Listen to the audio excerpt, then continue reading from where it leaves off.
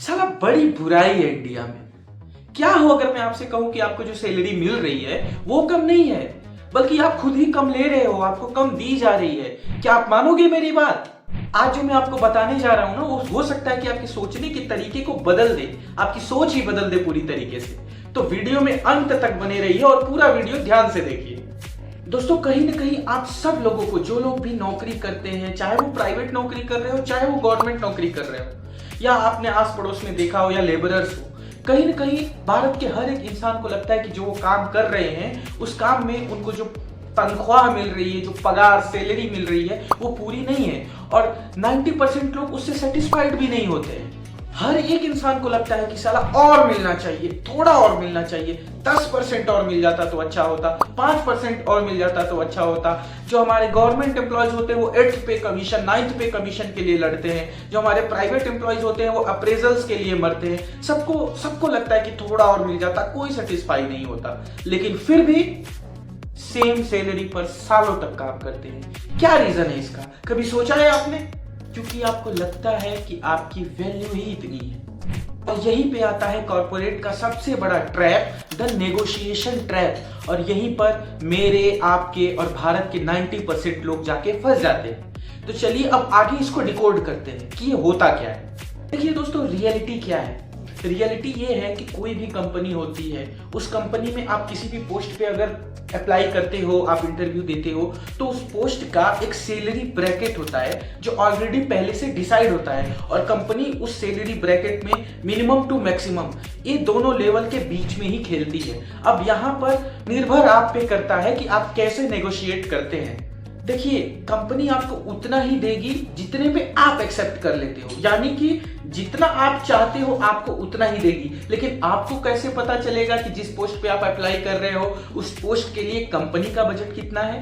मतलब सिंपल सी चीज है कि आपकी सैलरी जो है आपकी स्किल्स से डिसाइड नहीं होती, आपकी नेगोशिएशन से डिसाइड होती है, आपकी नेगोशिएशन स्किल्स से डिसाइड होती है। और यहां पर सबसे इंटरेस्टिंग बात देखो, कहीं ना कहीं आप, हम जो लोग भी जॉब कर रहे हैं वो ये चीज देखे होंगे कि जिस पोस्ट पे आप काम कर रहे हैं, आपके साथ एक दूसरा बंदा भी सेम पोस्ट पे काम कर रहा है, बट आपकी और उसकी सैलरी में 20 to 30% का डिफरेंस है। आखिर क्यों? सेम काम, सेम टाइमिंग, सेम सब कुछ, लेकिन फिर भी सैलरी में डिफरेंस। क्या है इसका रीजन? इसका सिंपल रीजन यही है कि जिस बंदे को आपसे 20 to 30% ज्यादा सैलरी मिल रही है, वो अपने आप को लेके सेल्फ अवेयर है, उसकी नेगोशिएशन स्किल्स बहुत अच्छी है और वो इस गेम को समझ रहा है।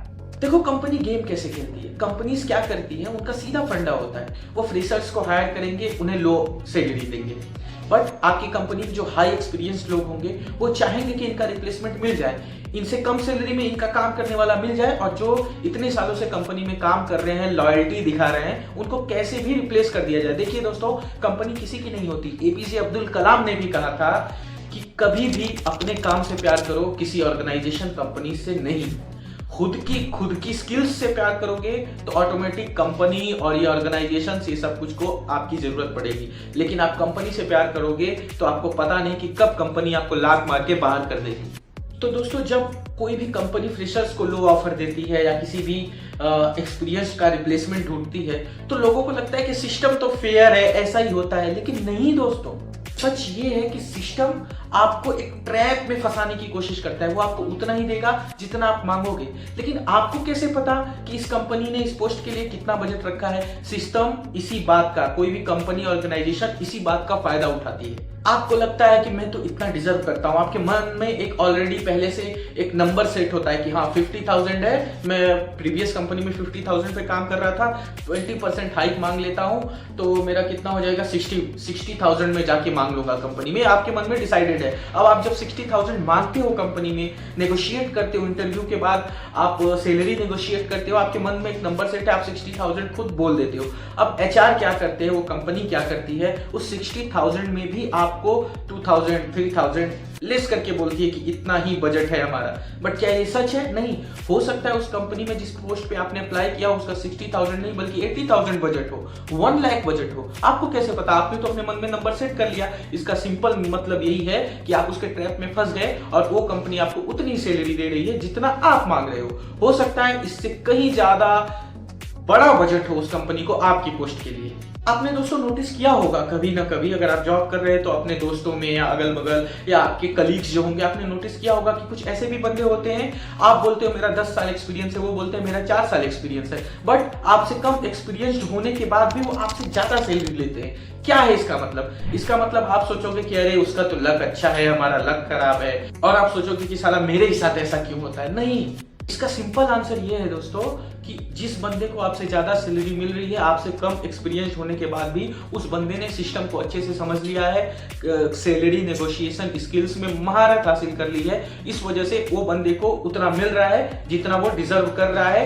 या वो अंडर पे नहीं हो रहा है। दोस्तों प्रॉब्लम है क्या? प्रॉब्लम आप में नहीं है, प्रॉब्लम किसी भी जॉब करने वाले एम्प्लॉय में नहीं है। असल में प्रॉब्लम ये है कि आप सिस्टम को समझ नहीं पाते, आप बजट को समझ नहीं पाते, और आने वाले टाइम में भी आप किसी भी कंपनी का बजट नहीं समझ सकते। इसीलिए आप अपनी वैल्यू को समझने की कोशिश करो। आप थोड़ा रिसर्च करो कि मैं इस पोस्ट पे काम कर रहा हूं तो सेम प्रोफाइल की किसी और कंपनी में सेम पोस्ट में कितना मिल रहा है। एक मार्केट रिसर्च करो तो आपको पता चलेगा कि मार्केट में मेरे इस पोस्ट के लिए इतना सैलरी ब्रैकेट अवेलेबल है, जिसका मिनिमम इतना है, मैक्सिमम इतना है। जब आपको ये मार्केट रिसर्च करके पता हो जाएगा, जब आप इस रिसर्च को अच्छी तरीके से कर लेंगे तो आपको 100% क्लियर हो जाएगा माइंड में कि अगर मैं कंपनी स्विच कर रहा हूं या कहीं जा रहा हूं तो मुझे कितना मिलना चाहिए। ये 100% आपको क्लियर होगा, और जब आपको क्लियर होगा तो आप कभी भी अंडरपेड नहीं रह सकते हो। आप हमेशा एक फेयर नेगोशिएशन करोगे एचआर से।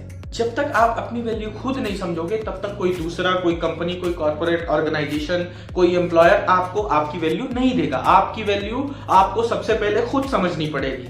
अब मुझे सच सच बताना दोस्तों, क्या आप अपनी सैलरी से सेटिस्फाइड हो? हाँ या ना में कमेंट करके जरूर आंसर देना। और यहां तक वीडियो देख ली हो, आपको रिलेटेबल लगी हो, आपको ऐसा लगा हो कि हाँ मैं आपकी ही बात कर रहा हूं, हर एक इंसान की बात कर रहा हूं, तो प्लीज वीडियो को एक लाइक करिए। बहुत मेहनत लगती है वीडियो बनाने के लिए, काफी दिन से मैं वीडियोस डाल रहा हूं बट मुझे उतना अच्छा रिस्पॉन्स मिल नहीं रहा है। मैं आशा करता हूं कि इस वीडियोस पे मुझे अच्छा रिस्पॉन्स मिलेगा, तो प्लीज वीडियो को लाइक करिए, चैनल को जरूर सब्सक्राइब करिए, और अपने किसी दोस्तों में, ग्रुप्स में इस वीडियोस को शेयर करिए ताकि और भी लोग इस वीडियोस को देखें और ये जो सिस्टम की प्रॉब्लम्स है जो मैंने इसमें एक्सप्लेन करी वो समझ सके। तब तक के लिए जय हिंद, वंदे मातरम, जय श्री राम, हर हर महादेव।